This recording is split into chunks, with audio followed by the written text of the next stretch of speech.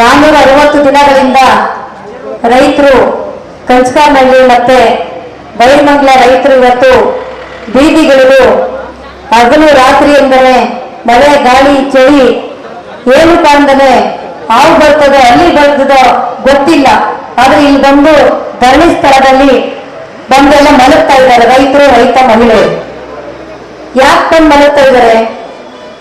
ಅವ್ರ ತಾತ ಮುತ್ತಾತ ಅವರೆಲ್ಲ ಅಷ್ಟೋ ಸಂಪಾದನೆ ಮಾಡಿ ಕಷ್ಟಪಟ್ಟು ಹೊಟ್ಟೆ ಬಟ್ಟೆ ಕಟ್ಟಿ ನಮ್ಮ ಮಕ್ಕಳಿಗೆ ನಮ್ಮ ಮೊಮ್ಮಕ್ಕಳಿಗೆ ಏನೋ ಬದುಕಲಿಕ್ಕೆ ಒಂದು ಅಂಗೈ ಇಷ್ಟ ಭೂಮಿ ಇದ್ರೆ ಅವ್ರ ಬದುಕನ್ನ ನಡ್ಸ್ಕೊಂಡು ಹೋಗ್ತಾರೆ ಅಂತೇಳಿ ಒಂದು ಪಾವು ಹಾಲು ಕುಡಿದ್ರೆ ಡೈರಿಗೆ 1 ಲೀಟರ್ ಕಡಿಮೆ ಆಗ್ಬಿಡ್ತದೆ.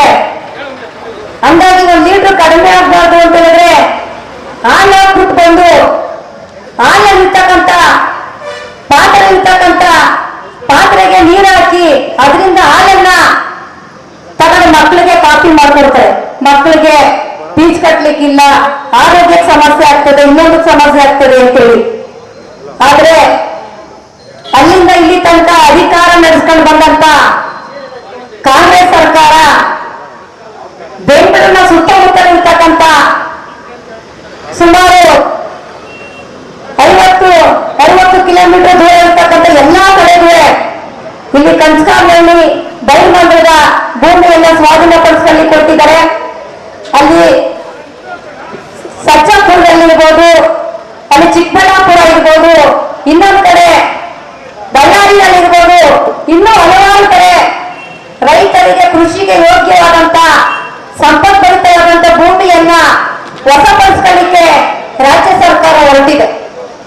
ಈ ರಾಜ್ಯ ಸರ್ಕಾರಕ್ಕೆ ಮೊದಲೇ ಮಳೆ ಆಗ್ತಂತವರು ಹಿಂದೆ ಇದ್ದಂತ ಮುಖ್ಯಮಂತ್ರಿಗಳು ಅದು ಮನೆ ಹಾಕಿ ಬೇಸ ಮಟ್ಟ ಮಾಡಿಕೊಟ್ರು. ಉಳಿದಂತವರು ಅದ್ರ ಮೇಲೆ ನಾನು ಮಾಡಿಯನ್ನ ಕಟ್ತೀನಿ, ಕಟ್ಟಡಗಳನ್ನ ಕಟ್ತೀನಿ ಅಂತೇಳಿ ಈಗ ಅಧಿಕಾರ ನಡೆಸ್ತಂತ ಎಲ್ಲಾ ಪಕ್ಷಗಳು ಒಂದೇ ನಾಣ್ಯದ 2 ಮುಖಗಳಿದ್ದಂತ ರೀತಿಯಲ್ಲಿ ರೈತರ ಪರವಾಗಿ ಇದ್ದಂತ ಉದಾಹರಣೆಗಳು ಇಲ್ಲ. ಅವರೆಲ್ಲ ಕಾರ್ಪೊರೇಟ್ ಕುಲಗಳಿಗೆ ಅನುಕೂಲ ಆಗುವಂತ ರೀತಿಯಲ್ಲಿ ಅವ್ರನ್ನ ಭೂಮಿಗೆ ಕಡಿಮೆ 1 ಎಕರೆಗೆ ಕಡಿಮೆ ದುಡ್ಡು ಕೊಟ್ಟು ಅವ್ರನ್ನ ಕರೆದು ಅವ್ರಿಗೆ ಭೂಮಿಯನ್ನ ಬನ್ನಿ ನಮ್ಮ ಭೂಮಿ ಕೊಡ್ತೀನಿ, ಬನ್ನಿ ನಮ್ ಭೂಮಿ ಕೊಡ್ತೀನಿ ಅಂತ ಕರೆಯುವಂತದನ್ನ ನಾವು ಅಲ್ಲಿಂದ ಇಲ್ಲಿ ತನಕ ನೋಡ್ತಾ ಇದ್ದೀವಿ. ಇಂತಹ ಸಂದರ್ಭದಲ್ಲಿ ಕಾರ್ಪೊರೇಟ್ ಕುಲಗಳ ಬಗ್ಗೆ ಯಾಕೆ ಇಷ್ಟು ಪ್ರೀತಿ? ನಮ್ಮ ರಾಜ್ಯದ ಮುಖ್ಯಮಂತ್ರಿಗಳಿಗಿರ್ಬೋದು, ಈ ದೇಶದ ಪ್ರಧಾನ ಮಂತ್ರಿಗಳಿಗಿರ್ಬೋದು, ಯಾಕೆ ಈ ಕಾರ್ಪೊರೇಟ್ ಅಂಬಾನಿ, ಅದಾನಿ, ಟಾಟಾ, ಬಿರ್ಲಾ ಇವರೆಲ್ಲರ ಕಂಡ್ರೆ ಯಾಕೆ ಅಷ್ಟೊಂದು ಪ್ರೀತಿ ಅಂತ ನಮ್ಮೆಲ್ಲ ರೈತರ ಮೇಲೆ ನಿಂತಿರ್ತಕ್ಕಂಥ ಪ್ರೀತಿ, ಈ ಕಾರ್ಪೊರೇಟ್ ಕುಲಗಳ ಕಂಡ್ರೆ ಯಾಕೆ ಅಷ್ಟೊಂದು ಪ್ರೀತಿ ಅಂತ ಇರ್ತಕ್ಕಂಥ ರೈತರು ಕಂಡ್ರೆ ಕಾರ್ಪೊರೇಟ್ ಕುಲಗಳ ಕಂಡ್ರೆ ಯಾಕೆ ಅಷ್ಟೊಂದು ಪ್ರೀತಿ?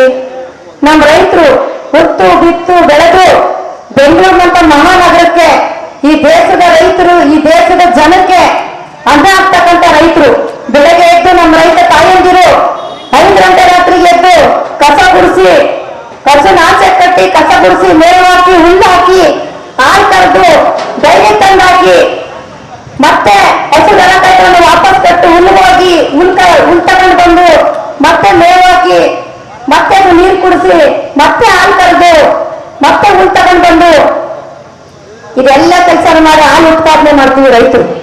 ಹಾಲು ಉತ್ಪಾದನೆ ಮಾಡ್ತಕ್ಕಂಥ ರೈತರು ಬೆಳಿಗ್ಗೆ 5 ಗಂಟೆ ಆದ ತಕ್ಷಣ ಡಿ.ಕೆ. ಶಿವಕುಮಾರ್ ಮನೆಗಿರ್ಬೋದು, ಮುಖ್ಯಮಂತ್ರಿಗಳ ಮನೆಗೆ ಬೆಳಿಗ್ಗೆ ಪ್ಯಾಕೆಟ್ ಹಾಲು ಹೋಗ್ತದೆ. ಇವತ್ತು 5 ಗಂಟೆ ರಾತ್ರಿಗೆ ಎದ್ದು ನಾವು ಬೆಳೆ ಬೆಳೆದಿಲ್ಲ, ಹಾಲು ಉತ್ಪಾದನೆ ಮಾಡಿಲ್ಲ ಅಂತ ಹೇಳಿದ್ರೆ ಮನೆ ಬಾಗಿಲು 5 ಗಂಟೆ ರಾತ್ರಿಗೆ ಹೋಗುತ್ತೆ ಹಾಲು. ಅದು ಬೆಳಿಗ್ಗೆ ಎದ್ದ ತಕ್ಷಣ ಬಿಸಿ ಕಾಫಿ ಕುಡಿಲಿಕ್ಕಾಗುತ್ತಾ? ಬಿಸಿ ಕಾಫಿ ಕುಡಿಲಿಕ್ಕಾಗಲ್ಲ.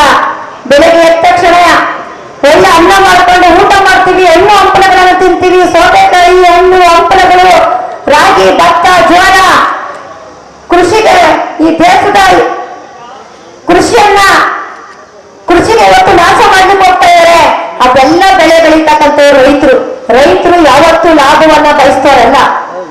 ಅವ್ರ ಭೂಮಿ ಒಳಗಡೆ ಏನು ಫಲವತ್ತಾದಂತ ಕೃಷಿ ಯಾವತ್ತು ಬೆಳೆ ಚೆನ್ನಾಗಿ ಬೆಳೀತು ಅಂದ್ರೆ ತಮ್ಮ ಮಕ್ಕಳು ಊಟ ಮಾಡೋದು ಎಷ್ಟು ಸಮೃದ್ಧಿ ಆಗ್ತಾರೋ ಅಷ್ಟೇ ಪ್ರಮಾಣದಲ್ಲಿ ಅವ್ರು ಒಳ್ಳೆ ಬೆಳೆ ಬೆಳೀತಾರೆ ಅಂತಂದ್ರೆ ಕೃಷಿ ಪಡ್ತಾರೆ. ಆ ಕೃಷಿ ಪಟ್ಟು ಅದನ್ನ ಮಕ್ಕಳ ರೈತನಲ್ಲಿ ಉತ್ತು ಬೆತ್ತು ಕಾಪಾಡಿ ಅದನ್ನ ಮಾರುಕಟ್ಟೆಗೆ ತಗೊಂಡು ಹೋಗ್ತೀವಿ. ಮಾರುಕಟ್ಟೆಯಲ್ಲಿ ಬೆಂಬಲ ಬೆಲೆ ಇಲ್ಲ. ಅದ್ರ ಬಗ್ಗೆ ಡಿ ಕೆ ಶಿವಕುಮಾರ್ ಅವರು ಮಾತಾಡ್ತಾ ಇಲ್ಲ. ಇನ್ಯಾರು ಶಾಸಕರು ಸಂಸದರು ಅದ್ರ ಬಗ್ಗೆ ಮಾತಾಡ್ತಾ ಇಲ್ಲ.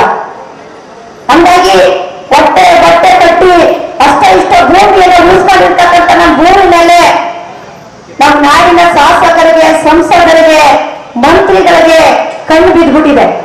ಕರುನಾಡು ಟೈಮ್ಸ್ ಚಾನೆಲ್ನಲ್ಲಿ ಸುದ್ದಿ ಮತ್ತು ಜಾಹೀರಾತು ನೀಡಲು ಈ ನಂಬರ್ಗೆ ಕರೆ ಮಾಡಿ.